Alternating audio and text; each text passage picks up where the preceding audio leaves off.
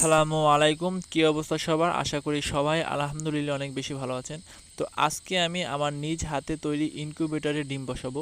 গত কিছুদিন যাবৎ আমি টাইগার মুরগি পালন করার চিন্তা করছি।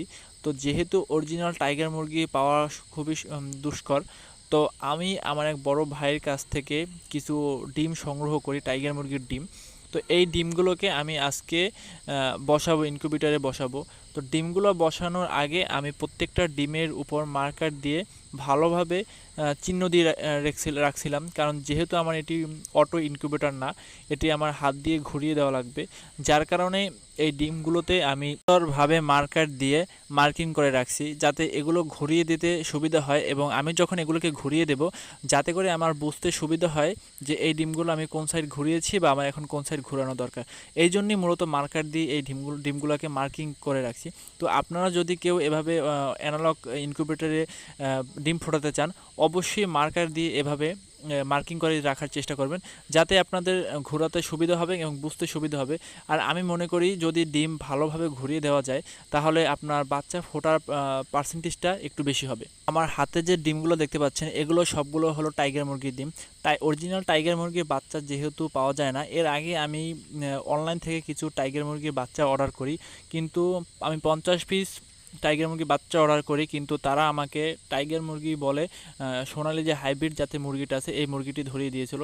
তারপর অনেক খোঁজাখুঁজির পর আমার এক বড় ভাইয়ের কাছ থেকে, চেনা জানা এক ভাইয়ের কাছ থেকে আমি কিছু ডিম আনি। তো এই ডিমগুলো আমি আজকে বসিয়ে দেওয়ার চেষ্টা করব।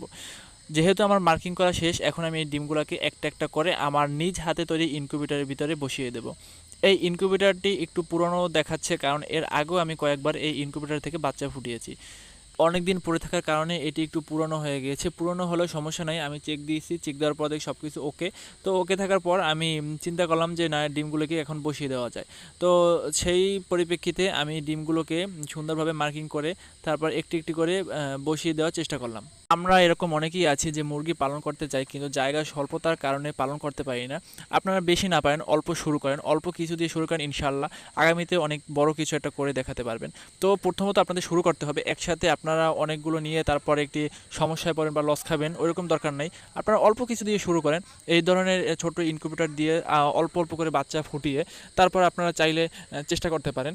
তারপর যদি মনে হয় যে না, আপনার কাছে সম্ভব, আপনি পারবেন, তারপর আপনি একটি বড় পরিসরে একটি খামার করলেন বা বড় একটি ব্যবসা শুরু করলেন। কিন্তু আপনারা প্রথমত এই ধরনের ছোটোখাটো জিনিস দিয়ে শুরু করতে পারেন। ভিডিওটি ভালো লেগে থাকলে অবশ্যই চ্যানেলটি সাবস্ক্রাইব করে পাশে থাকবেন, যাতে করে আমরা নতুন কোনো ভিডিও ছাড়লে সবার আগে আপনার কাছে পৌঁছায়।